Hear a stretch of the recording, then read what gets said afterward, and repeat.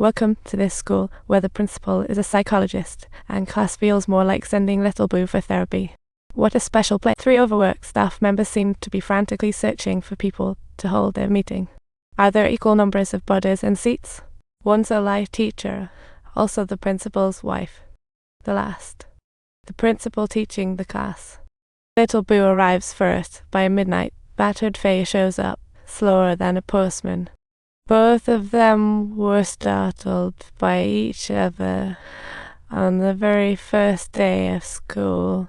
All the students gathered together. The atmosphere is just like a terrifying party. Besides Little Boo and Faye, there's a big guy called Bump who's a bit slow, and Huang Fei Fang who speaks fragrant words. Plus 2 boy brothers, and last but not least is the school's only goddess, Ollie.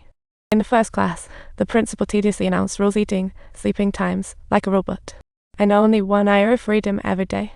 Most importantly, no one can leave the campus. After hearing that, I do want to drop. Freedom lover Ollie is not impressed. This is basically a prison. She wants to go home right now. Parents had a plan ready. They obviously anticipated this moment. True mastermind. A stick whacks Ollie, and everyone's stunned. It's like watching a comedy show. Subtitles. That's what rebels get. Little Bus here to be normal, but these odd friends make him nervous. Looking at this group of special students, he feels mixed. They look scary, but they are actually the softest here. He covers the walls with posters of confidence, and when the lights go out, he turns into a lonely little star in the night sky. Little Boo gradually bonds with his scary-looking roommate, becoming best buddies under the star's water match. In class, the principal drones on about the Bible like a chant. Culture lessons. What's that? Totally forgotten. Boring lessons make Ollie fidgety, always looking for excuses to skip class. His favorite trick. Bathroom breaks just 3 minutes from the principal, over a second, and it's judgment time.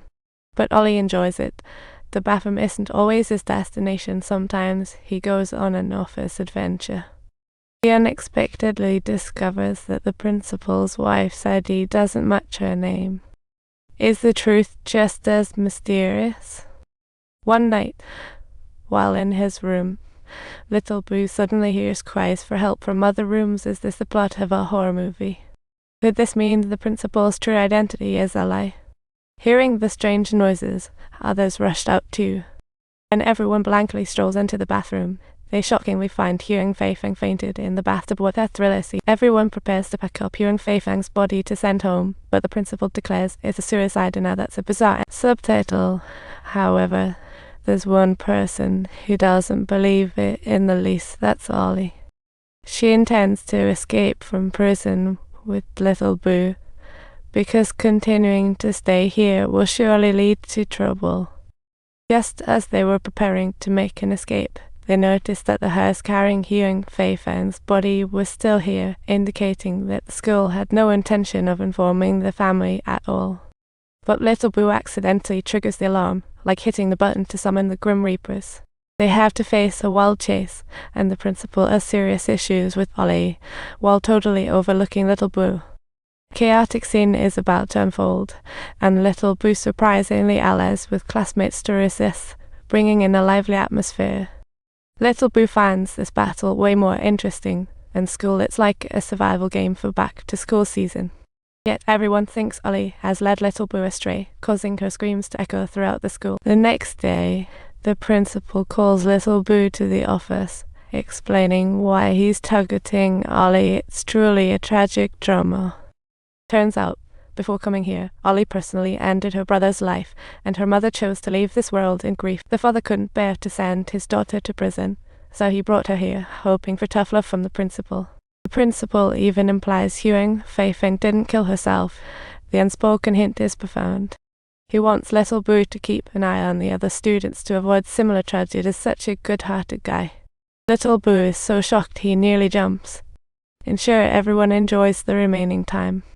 Stay close to others to thwart Ollie, but he accidentally finds Little Boo's secret. What shocked Little Boo more was that Ollie caused Huang Fei Fang's death by revealing her emergency escape method. Ollie said that people can generate energy when they are choking. The effects are astonishing. who knew Hugh and Faith and took it seriously. Ollie seizes the opportunity and kicks her chair away. It's a carefully planned escape plan. She did this to create chaos, so the principal would be distracted, allowing her to plan her escape. Turns out her dependency on Little Boo has evolved into an urge to escape together, definitely something to keep an eye on. Little Boo feels a chill in his heart after hearing this. OMG, this girl killed her own brother, and now we do it again. She even suggests Little Boo wear some bizarre outfits. What a wild thought. To blackmail Little Boo, she's so detailed, he has no choice but to wear that strange girl's outfit. Little Boo never expected Ollie to cut her hair and then pull him into an impromptu dance. Hilarious. Throughout this, she pulls out scissors and explains she just wants Little Boo to beat her up, a weird request for purification. Subtitles. This person's way of thinking is simply unbelievable. To help Ollie turn over a new leaf, Little Boo chooses to sleep on the floor alongside her and Faye.